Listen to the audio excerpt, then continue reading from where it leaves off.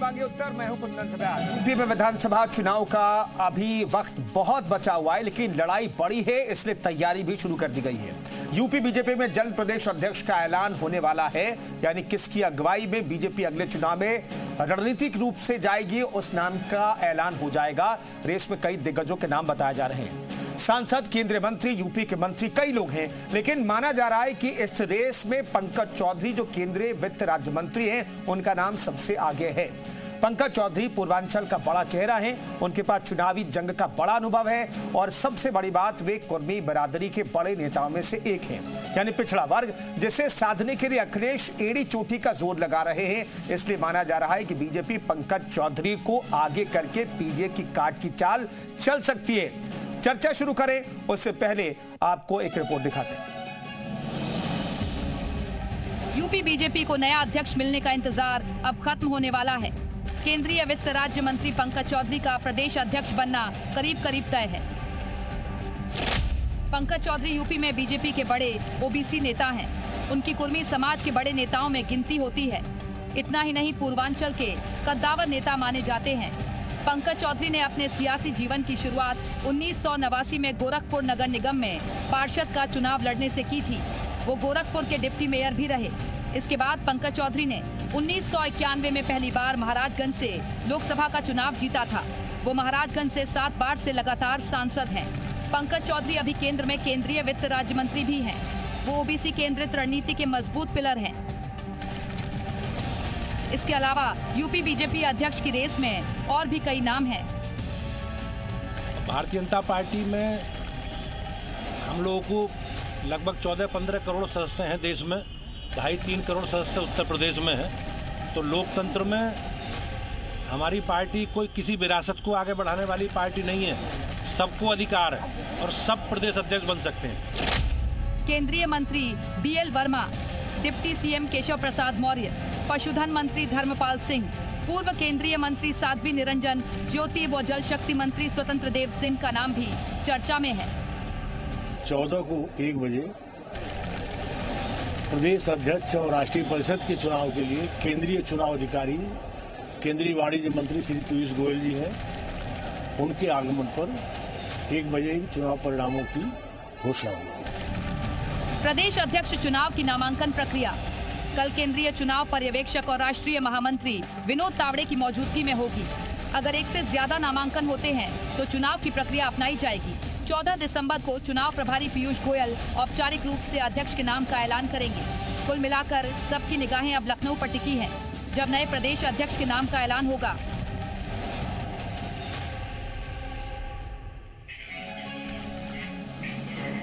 तो उत्तर प्रदेश में दरअसल बड़ी लड़ाई होने वाली है, इसलिए तैयारी अभी से शुरू कर दी गई है। और इन सब के बीच रेवड़ी वाली पॉलिटिक्स की खबरें भी सामने आ रही हैं। फ्रीबीज को लेकर के बीजेपी और सपा के बीच आमने सामने टक्कर हो सकती है। अखिलेश यादव ने बड़ा ऐलान कर दिया है। दरअसल वो कह रहे हैं गरीब महिलाओं के लिए सपा की बड़ी घोषणा हुई है। 10,000 से सरकार बनती है। अखिलेश यादव ने कहा है तो हम 40,000 देंगे, यानी कि 40,000 उत्तर प्रदेश के महिलाओं को देने का वादा कर रहे हैं। हम गरीब माता बहनों को 40,000 रुपए देंगे, ये कह रहे हैं अखिलेश यादव। तो क्या 40,000 के वादे पर सरकार उत्तर प्रदेश में पीडीए वाली यानी कि समाजवादी पार्टी वाली बन सकती है? अपने आप में बड़ा सवाल है। 10,000 का जिक्र जो किया उन्होंने, अखिलेश यादव ने, दरअसल इस पर कई सवाल जो हैं समाजवादी पार्टी की तरफ से उठाए गए। और चाहे रामगोपाल यादव हो या फिर अयोध्या से समाजवादी पार्टी के सांसद हो, दोनों ने सवाल उठाए थे। लेकिन वही बात अब अखिलेश यादव करें। इस पर बातचीत करने के लिए आनंद दुबे, प्रवक्ता बीजेपी के हमारे साथ जुड़ेंगे। डॉक्टर निखिल खत्री, प्रवक्ता समाजवादी पार्टी के जुड़े हमारे साथ। राज शर्मा, प्रवक्ता कांग्रेस के मौजूद हैं। सुनील अर्कवंशी, प्रवक्ता भाजपा के मौजूद हैं। राजीव रंजन हमारे साथ राजनीतिक विश्लेषक भी मौजूद हैं। तमाम मेहमानों का बहुत बहुत स्वागत है। राज शर्मा साहब चूंकि हमारे साथ मौजूद है। राज शर्मा साहब, उत्तर प्रदेश में समाजवादी पार्टी जिस फॉर्मूले को अपना रही, उस फॉर्मूले से बिहार में सरकार बन गई है एनडीए की। क्या यह फॉर्मूला उत्तर प्रदेश में कामयाब होगा आपके मुताबिक? देखो, जब चल गई है, जब बाहर चल गई है तो क्यों नहीं होगा कामयाब।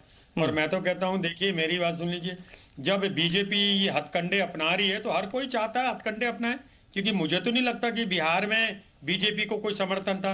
लेकिन जब आप 10-10 हजार रुपए डालते रहेंगे तो फिर कुछ भी हो सकता है। लेकिन मैं इस पे भी एक बात कहता हूं, खाली 10,000 से ही बीजेपी नहीं जीती। बीजेपी चुनाव आयोग के नजरअंदाज करने से, जो चुनाव आयोग ने जो नजरअंदाज किया कि आप उसके आचार संहिता के बाद भी ये लोग 10-10 हजार रुपए डाल रहे थे, इस कारण लोगों ने, महिलाओं ने, सबने उन्हें वोट दिया। और वोट इसलिए दिया कि मान लो सोमवती गई, उनने कलावती से पूछा, सोमवती ने कहा मेरे तो अकाउंट में 10,000 आ गए, तो कलावती ने कहा मेरे में तो आए नहीं, तो सोमवती ने कह दिया अरे तेरे में आ जाएंगे जब नीतीश जी मुख्यमंत्री बनेंगे। लालच, देखिए लालच मेरी भी प्रवृत्ति है, सबकी प्रवृत्ति है, ये मानव का एक स्वभाव है। तो मुझे लगता है कि कोई भी कुछ कर सकते हैं हम लोग। और बेसिकली जो मुद्दा हम लोगों का है, हमारे गठबंधन का मुद्दा है, इस देश को सनातन धर्म की सबसे बड़ी दीमक से बचाने का है।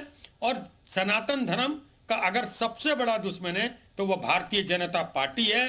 भारतीय जनता पार्टी को सरकार से हटाना होगा अगर सनातन धर्म को विश्व गुरु बनाने में अहम भूमिका निभानी है। राज शर्मा साहब को जवाब देना चाहिए सुनील अर्कवंशी साहब, क्योंकि सनातन को लेकर के बहुत बड़ी बात राज शर्मा साहब ने कह दी है कि सनातन दीमक है।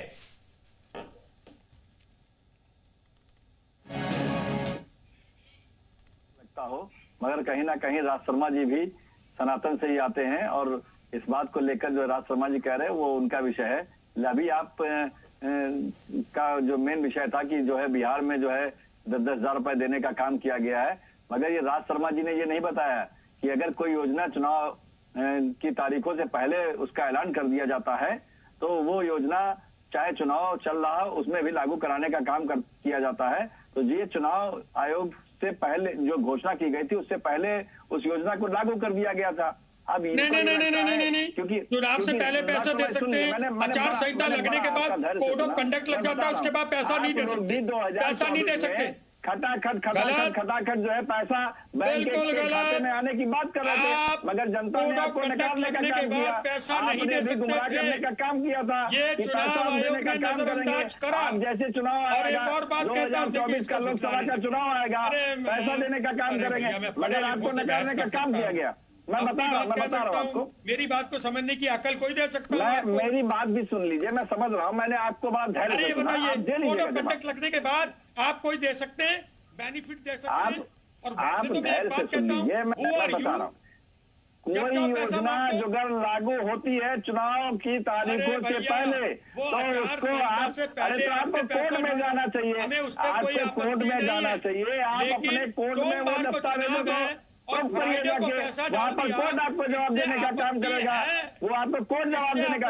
आपने भी 2024 में किस तरीके से गुमराह करने का काम किया था कि आपके खाते में खटाखट पैसा आएगा, मगर कहाँ पैसा आया? आप लोग तो जीते उत्तर प्रदेश में, उत्तर प्रदेश में क्या कहा था हमारे नेता ने? कहा था अगर हमारी सरकार आएगी, अगर सरकार आएगी, आपने तो ये कहा था कि जो पहली बार वोट दे रहा 2014 में उसको नौकरियां मिलेंगी। क्या आज जो 30 साल का लड़का हो गया, ठीक है, 10 सेकंड के बाद मुझे सुन लीजिए। ठीक है, आनंद दुबे साहब हमारे साथ जुड़ गए हैं। आनंद दुबे साहब, 10,000 के मुकाबले 40,000 देने वाली है समाजवादी पार्टी सरकार बनने पर। देखिए, सबसे बड़ी बात है कि अगर मुंह से कह देने से ही सब कुछ देना है तो अखिलेश यादव जी 40,000 का या 40 लाख का है। अखिलेश यादव जी की सरकार को उत्तर प्रदेश की जनता ने पहले भी देखा है। जो लोग समाजवादी पेंशन के नाम पर पेंशन का पैसा खा गए, जो लैपटॉप बांटने के नाम पर लैपटॉप का पैसा खा गए, जो 47 लाख राशन कार्ड फर्जी बना के राशन उतारते रहे, तो उन पर जनता यकीन नहीं करती। लोकसभा चुनाव में जो झूठ बोला खटाखट फटाफट, उसकी स्थिति सबके सामने स्पष्ट है। अब मैं सुन रहा था कांग्रेस के प्रवक्ता कह रहे थे नेता है भाई वो, अरे विपक्ष के नेता है, सुन लीजिए, लीडर ऑफ अपोजिशन कोई अमित शाह नहीं है, आदरणीय राहुल गांधी है। अरे सुन तो लीजिए भाई, जो चाहे बोलते रहो आप रंगा बिल्ला की तरह, तो वो सुनने के लिए कोई बात गलत। अगर आप नहीं राज शर्मा साहब सुनिए ना, गलत कह दोगे तो मैं सुनने के लिए कोई बैठा हूँ, सही बात बोलोगे सुनूंगा, मुख दर्शक बन जाऊंगा। राज शर्मा झूठ बोलोगे, आप शांत करा सकते हो तो मैं बोल लूं, वरना इनिस बुलवा लीजिए। आनंद जी कहिए ना, आप अपनी बात कहिए ना, कहिए। ये आपका बीजेपी कार्यालय ये बीच में बोलेंगे तो कैसे बात होगी? झगड़ा करने के लिए थोड़ा ना आए आपको। नहीं झगड़ा क्या आप हम झगड़ा करने को नहीं यहाँ पे। अरे राज शर्मा साहब, दोबारा मौका दूंगा मैं आपको। राज शर्मा साहब, झूठ को नहीं सुनूंगा। राज शर्मा साहब, राहुल गांधी को लेकर के टिप्पणी की तो आप भड़क गए, लेकिन थोड़ा धैर्य रखिए, मैं मौका दूंगा आपको। नहीं, मुझे ये लग रहा है क्या विपक्ष के नेता, क्या अमित शाह हैं, राहुल वो विपक्ष के नेता हैं। आप जीवन में नहीं बन पाओगे भाई, आप पार्षद का इलेक्शन नहीं जीत सकते, बीडीसी मेंबर नहीं बन सकते। हम बोल रहे हैं तो बहुत कुछ बोल रहा है। अब थोड़ा शांत रहिए और बात को सुनिए। मुझ पे don't try to become my teacher, don't try to become a principal. Raj Sharma sahab, ऐसे डिबेट नहीं होगी ना राज शर्मा साहब। राज शर्मा साहब ऐसे डिबेट नहीं होगी ना, फिर डिरेल हो जाएगी, फिर आप दोनों बहस करते रहेंगे, बाकी लोग मुख्य दर्शक बने रहेंगे और दर्शक भाग जाएंगे। फिर दर्शक ना आपकी बात सुनेंगे ना आनंद दुबे की बात सुनेंगे। तो राज शर्मा साहब थोड़ा धैर्य रखिए प्लीज। जब इनका समय खत्म हो जाए तो मुझे बता दीजिएगा, मैं आनंद जी कहिए, आनंद जी आप कहिए। समय आपका खत्म होने वाला है। अब पीसीआर थोड़ा राज शर्मा जी की आवाज थोड़ी कम कर दी, आनंद शर्मा की आवाज जाएगी, आनंद दुबे जी की। आनंद जी चाहिए, कहिए। देखिए, राज शर्मा जी बड़ी बड़ी बातें कर रहे थे, इनसे पूछिए। अब आपने इन्होंने, मैं इनके नेता की बात कर रहा हूं, इन्होंने कहा था हिमाचल में पहली कैबिनेट में 1 लाख सरकारी नौकरी भरी जाएगी, भर दिया। इन्होंने कहा था गोबर खरीदेंगे किसानों का, खरीदा। इन्होंने कहा गाय का दूध खरीदेंगे, इस रेट पे खरीदा। इन्होंने कहा कि सेब के दाम तय करने का अधिकार किसानों को देंगे, दिया नहीं। तनख्वाह नहीं दे पा रहे हैं, भी खरीदा, तनख्वाह नहीं दे पा रहे हैं, और आप पेंशन का पैसा नहीं दे पा रहे हैं। कहा था बिजली फ्री करेंगे, कर नहीं पाए, बजट ही नहीं है। चलिए दुबे साहब और शर्मा साहब बने रहिए। हम जरा साहब, जिस पार्टी की तरफ से ऐलान किया गया उनके प्रवक्ता हमारे साथ निखिल खत्री जी में जुड़ गए हैं। डॉक्टर निखिल खत्री, ये 40,000 कहां से देंगे और क्या लगता है कि बिहार वाला फॉर्मूला उत्तर प्रदेश में समाजवादी पार्टी के लिए कामयाब रहेगा? सबसे पहली बात, आपका बहुत बहुत धन्यवाद मुझे पहली बार अपने चैनल पर बुलाने के लिए। इसके साथ साथ जो ये प्रवक्ता जी बोल रहे थे कि लैपटॉप बांटे, ये की, मैं खाली बीजेपी से एक बात पूछना चाहता हूं कि आपके बस की क्या थी? ये कितने सालों से आपने क्या बांटा है? जो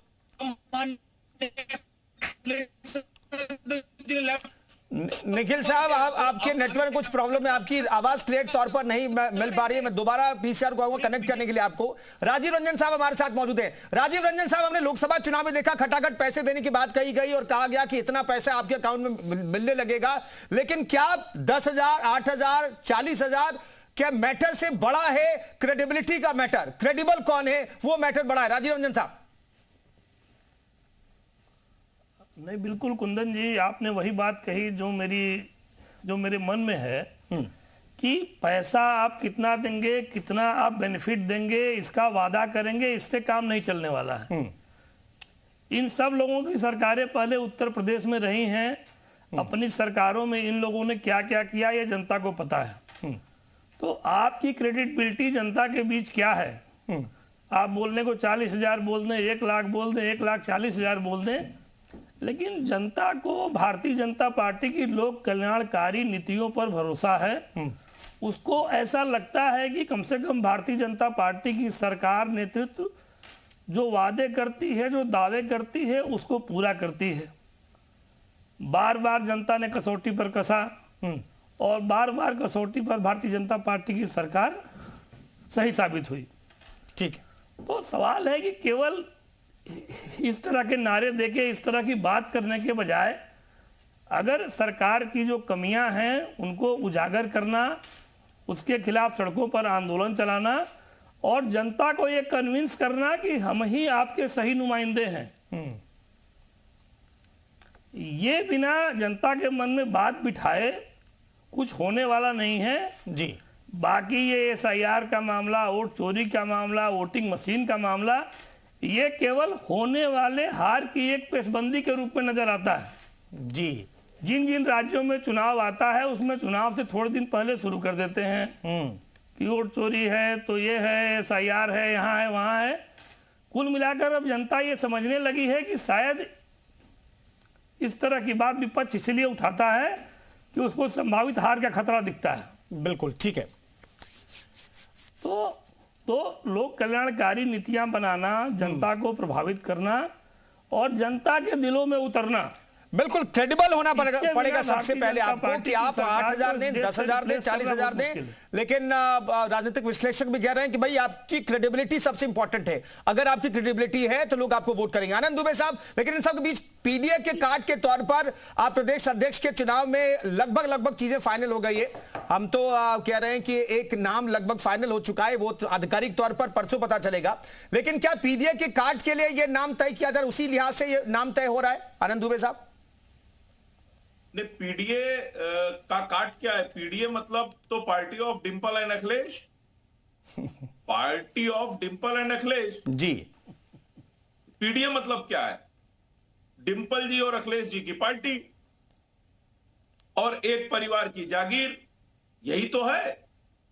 सबका साथ, सबका विकास, सबका विश्वास, ये भारतीय जनता पार्टी में है।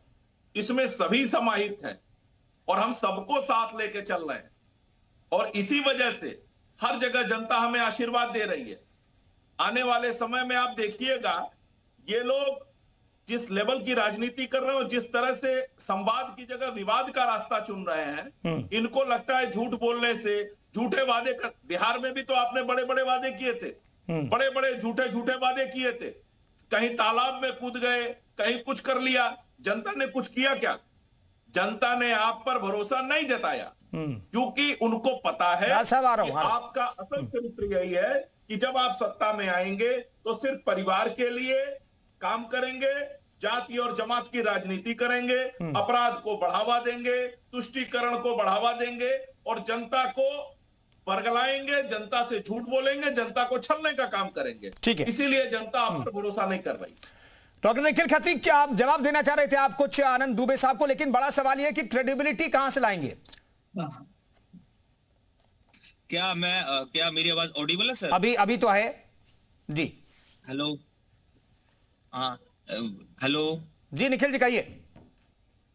हेलो, मैं कह रहा था जैसे ही कि भाजपा के प्रवक्ता ये बिल्कुल रट्टे मार कर आते, इन्होंने ऐसे बताया people of Dimple and Akhilesh. तो मैं कहना चाहता हूँ कि ये पीडीए समाज ही हम सब का है। ये पीडीए समाज समाजवादी पार्टी का। आप बताइए बीजेपी सरकार ने क्या किया अभी तक? 24 आदमियों पर बुलडोजर चला, उसमें से 22 लोग पीडीए के हैं। ये योगी सरकार है और ये बीजेपी के प्रवक्ता कितने, मैं कहना चाहता हूँ कैसे प्रवक्ता है, इनको कुछ पता ही नहीं है कि प्रदेश में क्या चल रहा है। ये अभी लैपटॉप की बात कर रहे थे, इन्होंने क्या बात किया? कोई इनसे पूछने वाला हो? ये सिर्फ जुमले टैबलेट की स्कीम थी सरकार की, उसके बाद ये बीजेपी वाले आ गए, इन्होंने क्या किया है? मैं पूछना चाहता हूँ। ये इतनी बड़ी बड़ी बातें बोलते हैं, इनको साहब सिर्फ और सिर्फ रट्टा मारकर भेजा जाता है और कैसे एक अपनी लाइन बोलनी है, और ये बिल्कुल हर मामले पर जीरो है।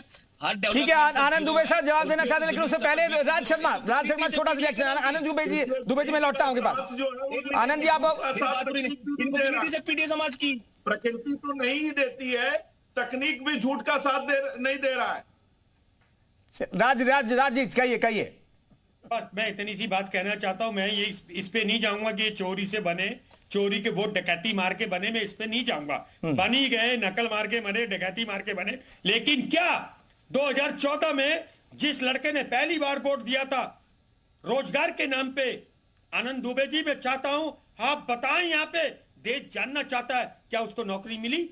और क्या बिल्कुल भारतीय जनता पार्टी को मोदी के नाम पे क्या डकैती से, क्या कैसे से जीते आप? क्या इसलिए वोट दिया था कि आप हिंदू लड़की को डीजल डाल के जला दो, और आपका डीएम कहे कि लड़की लकड़ी गीली थी इसलिए जला दी? आपको शर्म नहीं आई? एक याद रखना, पैरासाइट हो आप, पेड़ को पैरा दीमक से बचाया। राज शर्मा साहब अब जवाब ले लेते हैं। राज शर्मा साहब, आनंद दुबे साहब, आप लोगों की सरकार तो दावा करती है कि भाई मिनिमम 3% से नीचे बेरोजगारी रेट है, अब लेकिन राज शर्मा कुछ और कह रहे हैं। आनंद जी देखिए, राज शर्मा कुछ भी कहें, जनता क्या कह रही है? जनता ने 14 में, 19 में, 24 में तीनों बार हमको राज शर्मा की हैसियत हमको मिनिस्टर की है। अब ये राज शर्मा की हैसियत गृह मंत्री की है। राज शर्मा की हैसियत विपक्ष 24 में क्या हुआ साहब? 24 में कैसे बीजेपी हारी यूपी में? विक्रम ढूंढ रहे हैं सवार होने के लिए। जनता कह रही है राहुल बेताल हैं, हर राज्य में विक्रम ढूंढ रहे हैं सवार होने के लिए, और जिस राज्य में जाते हैं, जिस विक्रम के ऊपर चढ़ते हैं वो भी बेताल होकर घूमना शुरू कर देता है। तो आप सोच लीजिए राहुल गांधी की स्थिति क्या है। जहां जा रहे हैं, जिस पार्टी के साथ गठबंधन कर रहे हैं, उसी को निपटा रहे हैं। दुबे जी, आप मानसिक रूप से दिवालिया हो, व्यवहारिक रूप से गुलाम हो। आप लोग अनपढ़ हो। हाई स्कूल की मार्कशीट दिखाओ हाई स्कूल की मार्कशीट। आपकी डेबिट दो, आपकी डेबिट दो। मोदी जी की नहीं दिखा पाए, मोदी जी कहां से पढ़कर आए तो ये अपना क्या दिखाएंगे? दिखाओ हाई स्कूल की मार्कशीट, क्या गुलामी कर जाऊंगा। दिखाओ रोल नंबर, मुझसे पूछो, सही प्रवक्ता ले मुझसे पूछो। एकदम बढ़िया दुबे जी, आपको लोग कंचे से मारेंगे। दुबे जी, आनंद दुबे भैया, आपको लोग कंचे से मारेंगे। लोग कहेंगे आपके मोहल्ले के कि जब देश को बर्बाद बेटी जलाओ पार्टी कर रही थी, तभी आनंद दुबे जी उसका डिफेंड कर रहे थे। आपको कंचे से मारेंगे जैसे आगरा में लोगों को मारा करते। आपकी बातें भी बड़ी अच्छी है, लुभावनी है। मुझे लग रहा है मैं डिबेट बड़े बाबू किसी आरटीओ। राजीव रंजन साहब, डिबेट पता नहीं, मुझे समझ नहीं पा रहा हूं कि थोड़ा लाइटर मूड पे चली गई है डिबेट या कहीं भटक गई है। राजीव जी। नहीं, देखिए कुंदन जी, आपके सवालों का लोग जवाब दे रहे हैं। हाँ। आनंद जी ने जो विक्रम बैताल की बात कही, उस बात पे थोड़ी मुझे भी हंसी आ गई, लेकिन ये हंसने की बात नहीं है, ये तथ्य भी है। हाँ। देखिए, बिहार में इतना बढ़िया चुनाव आरजेडी का चल रहा था और राहुल गांधी वहां पे कूदे वोट अधिकार यात्रा लेके और पूरा चुनाव का उन्होंने रुख बदल दिया। अच्छा, ये पूर्व ग्रह से ग्रसित है, पूर्व ग्रह से ग्रसित। आरजेडी की सारी तैयारी धरी की धरी रह गई और राहुल गांधी ने चुनाव का मुद्दा ही बदल दिया। तो ये बात तो सही है कि राहुल जी जहां भी जाते हैं वो निश्चित तौर पर, तो अब तो अखिलेश जी को डरना चाहिए। उत्तर प्रदेश का चुनाव आने वाला है। जवाब दे दूंगा राजीव रंजन को। तो राजीव रंजन को आनंद जी ने लाइटर मोड में जरूर कहा, लेकिन बात बिल्कुल उनकी सटीक है कि जहां जहां जिन जिन राज्यों में राहुल जी जाते हैं वहां बंटाधार करके लौटते हैं। बैटिंग कर रहे हैं, 1600 रुपए लेके बीजेपी की बैटिंग। ठीक है, अरकवंशी साहब हमारे साथ मौजूद है। अरकवंशी साहब, मैं बीजेपी की स्ट्रैटेजी के बारे में बात करता हूँ। ठीक है, समाजवादी पार्टी स्ट्रैटेजी अलग बात है। आपके नेता की जो क्रेडिबिलिटी है, पीडीए की बात अरकवंशी साहब आपकी पार्टी बहुत करती है। मैं जानना चाहता हूँ, आपके नेता ओबीसी की बात करना चाहती है अरकवंशी साहब। राजीव साहब, अरकवंशी साहब, क्या पीडीए के कार्ड के लिए कोई स्ट्रैटेजी जो है बनाने की जरूरत है या फिर पीडीए आप लोगों की तरफ है? अरकवंशी साहब, मैं बता रहा हूँ, ये पीडीए पहले से ही एनडीए में है। माननीय श्री ओम प्रकाश राजभर जी पीडीए से आते हैं, माननीय श्री संजय निषाद जी पीडीए से आते हैं, माननीय श्रीमती अनुप्रिया पटेल जी पीडीए से आते हैं। ये अखिलेश यादव जी तो पीडीए फर्जी पीडीए बनाए घूम रहे हैं। उनका पीडीए खोखला हो चुका है और जो आज रुपए देने की घोषणा कर दी है उसमें बैठने वाले लोग नहीं है, क्योंकि उत्तर प्रदेश में आज जनमानस जगना नहीं चाहता है। उत्तर प्रदेश में सुरक्षित है, सुरक्षित रखने के लिए अपने आप को वोट बेचने का काम करने का काम नहीं करेंगे। आज उत्तर प्रदेश सुरक्षित हाथों में है। आज उत्तर प्रदेश में सारी चीजें दिन दहाड़े जिस तरीके से लूट हुआ करती थी वो बंद चल रही है। उत्तर प्रदेश में शिक्षा का स्तर बढ़ा हुआ है। आज उत्तर प्रदेश में संगीला जनपद से आता हूँ, 4000 से 5000 फैक्ट्रियां लग चुकी हैं। आज कहाँ राजभाई बात करते हैं? आप लखनऊ के निकट आ जाइए संगीला में, मैं आपको रोजगार दिखाने का काम करता हूँ कि किस तरीके से रोजगार उत्तर प्रदेश में बढ़ा हुआ है। लोगों को विश्वास हुआ है। यहाँ तक उत्तर प्रदेश लखनऊ के पास संडीला में बेवलेर स्कॉट जो विदेश की कंपनी है, इस तरीके की तमाम ऐसी कंपनियां जो है वहां पर स्थापित हो चुकी हैं जो कभी उत्तर प्रदेश में आना नहीं चाहती थी। और आप कह रहे हैं कि रोजगार नहीं है। आप उत्तर प्रदेश में घूमने का काम करिए, खाली डिबेट में बैठकर खाली आंकड़ों में काम मत करिए। और आज उत्तर प्रदेश पूरी तरीके से सुरक्षित है, वो अपने वोट को बेचने का काम नहीं करेगा। आज 40,000 नहीं, आज 40 लाख देने का भी काम करेंगे, तब भी जनता सुरक्षित चल रही है। और वो सुरक्षित आज उत्तर प्रदेश की जनता बीजेपी और एनडीए की जो सरकार चल रही है उसमें अपने आप को महसूस कर रही है। रोड पे ये पीला पटका लेके मत चलना, होमगार्ड मारेगा बहुत। यहाँ पीला पटका भाई चिंता मत करिए, उसकी चिंता मत करिए। जो अगर कोई हमारा गलत कार्य करता है, किसी तरीके की व्यक्ति के साथ ऐसी कोई घटना होती है तो हम लोग उसका समर्थन नहीं करते। हम आज की तरह नहीं है कि जेब में बांध कर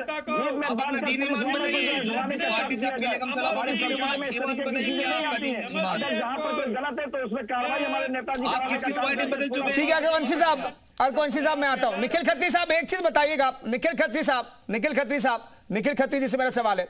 निखिल साहब मैं एक चीज जानना चाहता हूं, आप महिलाओं को 40,000 रुपए सालाना देने की बात कर रहे हैं, लेकिन महिलाओं को लेकर कहा जा रहा है कि महिलाएं सुरक्षित नहीं रहेंगी तो 40,000 रुपए का क्या करेंगी? और महिलाएं अपनी बेटियों को सुरक्षित देखना चाहती हैं, 40,000 रुपए नहीं चाहती हैं, ये कहा जा रहा है सत्ता पक्ष की तरफ से। एक मंत्री ने कहा। सबसे पहले जो ये राजभर जी की पार्टी कह रहे थे, मैं इनसे खाली पूछना चाहता हूँ, ये हालांकि बोले ना, ये समय व्यर्थ ना करे कि भाई आपकी आवाज हमारे तक नहीं आ रही है। कुंदन भाई इनका सवाल दोहरा दीजिएगा, जवाब मैं दे दूंगा। नहीं, निखिल खत्री साहब की आवाज मुझ तक भी नहीं पहुंच पा रही है, नेटवर्क का कुछ इशू है। मैं जवाब देता हूं, सबका मैं देता हूं। राज साहब जल्दी से छोटा जवाब। पूछने वाला नहीं है, ऐसे बड़ बोले हैं, कोई कुछ करते हैं, आप बीच में क्यों बोल रहे हैं? मैं आपके बीच में बोला था। क्या इस देश में भारतीय जनता पार्टी की सरकार इसलिए आई थी कि हिंदू लड़की की लाश को डीजल डला के डीएम जला दे, और अगर कोई पत्रकार डीएम से पूछे तो कहा लकड़ी गीली थी? अरे मर जाते यार, क्यों नहीं मर गए तुम लोग उस दिन, जिस दिन हिंदू धर्म की लड़की को। मैं फिर दोबारा कह रहा हूं, पेड़ को, पैरासाइट से पेड़ को बचाया जा सकता है। अब ये वक्त आ गया कि बेटी जलाओ पार्टी से सनातन धर्म को बचाना है। कश्मीरी पंडितों का नरसंहार कराने वाली पार्टी, मैं कहता हूं, अरे उस पर सरकार किसकी थी? अरे उस पर सरकार पीपी सिंह की थी। आप समर्थन दे रहे थे आतंकवादियों की लाश पर रोने वाली सोनिया गांधी, आप समर्थन दे रहे थे उग्रवादियों को गंदार में छुड़ा दिया, आप समर्थन दे रहे थे। आपकी पार्टी का गवर्नर था 1991-90 में, आपकी पार्टी का गवर्नर था। आप लोगों ने कश्मीरी पंडित को भगाया। अरे आप लोग एकदम लग रहा है हम किसी लड़ाई खा रहे थे सत्ता की। बेकार की बातें करते हो, की मलाई खा रहे थे आप लोग। क्यों नहीं समर्थन वापस लिया? राज शर्मा साहब थोड़ा पानी पीजिए। राज शर्मा साहब पानी पीजिए। मैं राजीव रंजन से सवाल ले लेता हूं तब तक। आनंद दुबे साहब कुछ कहना चाह रहे, जल्दी से आनंद साहब जल्दी से कुछ कहना चाह रहे, खत्म कीजिएगा। एकदम बढ़िया माहौल बनाए हुए हैं। ठीक है राजीव रंजन साहब, दरअसल अब महिलाओं के लिए ये इस योजना की बात अखिलेश यादव ने कही है, लेकिन कानून व्यवस्था को लेकर के सबसे ज्यादा प्रताड़ित महिलाएं थी। उस दौर में कहा जाता था कि 7-8 बजे के बाद महिलाएं अपनी बेटियों को बाहर जाने से रोकती थी, क्योंकि कभी भी कोई घटना हो सकती थी। अभी महिलाओं के खिलाफ अपराध तो हैं, लेकिन फौरन कार्रवाई होती है। अगर किसी ने छेड़खानी की तो यमराज वाला जो कहावत मुख्यमंत्री योगी आदित्यनाथ कहते हैं, वो दिखाई भी देता है, वो सच्ची घटना वो दिखाई देती है। मैं जानना चाहता हूं क्या महिलाएं ट्रस्ट करेंगी खासतौर पर 40,000 के लिए? कुंदन जी, निश्चित तौर पर उत्तर प्रदेश की महिलाएं ऐसी नहीं हैं कि केवल पैसे के नाम पर ट्रस्ट करें। अखिलेश जी की सरकार सत्ता से गई, उसके पीछे सबसे बड़ा कारण कानून व्यवस्था ही था। आज समाज को अपनी सुरक्षा चाहिए। भारतीय जनता पार्टी की सरकार विगत दिनों में यह सुरक्षा का बोध आम जनता के मन में पैदा करने में सफल रही है, और इसी सुरक्षा का बोध इसके पूर्ववर्ती सरकारों में जनता के मन में नहीं था। सफल रही है। तो सिर्फ 40,000 रुपए बता देने से महिलाएं वोट दे देंगी, ऐसा मुझे कभी नहीं लगता है। आपको यह विश्वास दिलाना होगा कि नहीं, हम आपके साथ हैं, हम जनता के लिए काम कर रहे हैं, और हम इस देश को, प्रदेश को, समाज को सुरक्षित रखेंगे। राज शर्मा साहब, मैं इतना जानना चाहता हूं कि बहुत, चलिए पीसीआर से कहा जा रहा है वक्त इतना ही था। बहुत बहुत धन्यवाद तमाम मेहमानों का चर्चा में शरीक होने के लिए। तो पीडीए के कार्ड के तौर पर बीजेपी लगी हुई है, प्रदेश अध्यक्ष के नाम का ऐलान होगा और पीडीए के कार्ड के तौर पर भी उसे देखा जाएगा। और अखिलेश यादव कह रहे हैं कि बिहार में अगर 10,000 रुपए महिलाओं को देकर के सरकार बनाई जा सकती है तो हम सालाना महिलाओं को, उत्तर प्रदेश की महिलाओं को 40,000 रुपए देंगे। लेकिन क्या महिलाएं समाजवादी पार्टी पर भरोसा करेंगे, इस पर हम चर्चा कर रहे थे। फिलहाल एक छोटा सा ब्रेक।